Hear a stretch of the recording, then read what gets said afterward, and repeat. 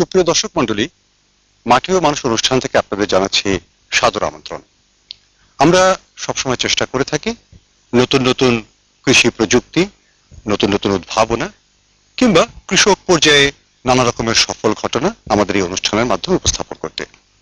আমরা আমাদের আজকের অনুষ্ঠানেও এরকম কতগুলো বিষয় উপস্থাপন করব। তাহলে চলুন আমরা চলে যাই আমাদের অনুষ্ঠানের মূল পর্বে, অর্থাৎ প্রতিবেদন পর্বে।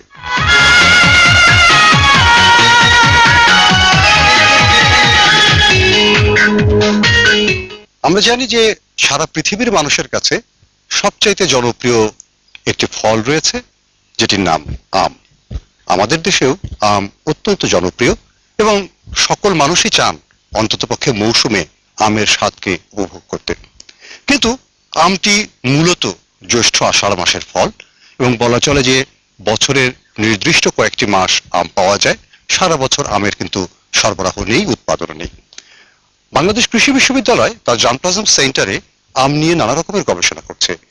বিভিন্ন সময়ের জন্য তারা আম উদ্ভাবন করছে এবং বিভিন্ন জাতের বিভিন্ন স্বাদের আম তারা উদ্ভাবন করছে এবং ইতিমধ্যেই অনেকগুলো আম বাজারে চলে এসেছে এবং সেগুলোর চারা পাওয়া যাচ্ছে বিভিন্ন জায়গায়।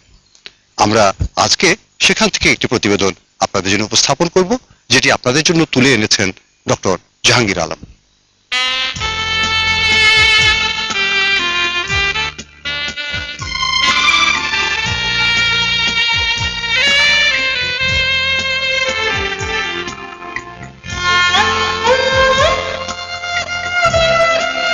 আমাদের অনুষ্ঠানের শেষ পর্যায়ে চলে এসেছি। অনুষ্ঠান শেষ করার আগে একটি কথা, আমরা জানি যে ফলের চারার প্রতি সকলেরই আগ্রহ রয়েছে, আকর্ষণ রয়েছে।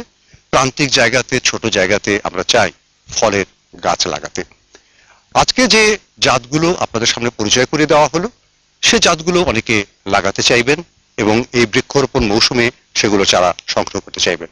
আমরা শুধুমাত্র আগ্রহীদের বলবো, আপনারা একটি বিশ্বস্ত স্থান থেকে, বিশ্বস্ত উৎস থেকে চারাটি সংগ্রহ করবেন, যাতে চারা কিনে পরবর্তীতে প্রতারিত হতে না হয়।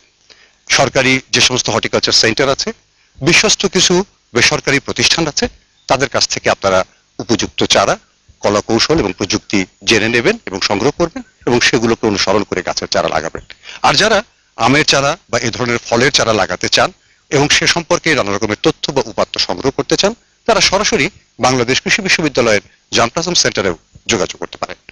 আজ এ পর্যন্তই। সকলকে শুভেচ্ছা জানিয়ে এবং আগামী অনুষ্ঠানগুলো দেখার আমন্ত্রণ জানিয়ে শেষ করছি। সকলকে ধন্যবাদ।